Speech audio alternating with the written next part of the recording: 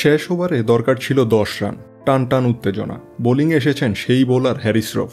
প্রথম বলে 2 রানের পর দ্বিতীয় বলে ছক্কায় ম্যাচ অনেকটাই নিজেদের করে নেয় তিলক বর্মা।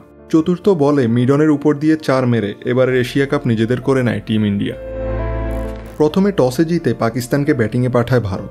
সাহিবজাদা ফারহানের 57 এবং ফাকার জামানের 46 রানে ভর করে পাকিস্তানের দুর্দান্ত শুরু হলেও তারপর সাইয়ুম আইয়ুবের 14 রানের বেশি আর কোনো ব্যাটার করতে পারেনি। এতে পাকিস্তানের সংগ্রহ দাঁড়ায় 19 ওভার 1 বলে 10 উইকেটে 146 রান। ইন্ডিয়ার হয়ে কুলদেবাদব নেন 4টি উইকেট। বুমরা, বরুণ ও অক্ষর প্যাটেল নেন 2টি করে উইকেট। ইন্ডিয়া ব্যাটিংয়ে নামলে শুরুটা তেমন ভালো হয়নি। মাত্র 20 রানে হারায় অভিষেক শর্মা, সূর্যকুমার যাদব ও শুভমন গিলের মতো ব্যাটারকে। তারপর সঞ্জু স্যামসন ও তিলক বর্মা খেলার হাল ধরেন। স্যামসন 24 রানে আউট হলে দায়িত্ব গিয়ে পড়ে শিবম দুবের কাছে। তিনি ফাইনালে তার দায়িত্ব ভালোভাবেই পালন করেন। শেষ 10 রান বাকি থাকতে তিনি ক্যাচ তুলে দিয়ে প্যাভিলনে ফিরে যান। তারপর শেষ ওভারে তিলক বর্মার ছক্কা ও রিঙ্কু সিংয়ের 4-এ ইন্ডিয়া পাকিস্তানের এশিয়া কাপের ফাইনাল শেষ হয়। ইন্ডিয়া 5 উইকেটে জয়ী হয়। এই নিয়ে নবমবারের মতো এশিয়া কাপ জিতল ভারত।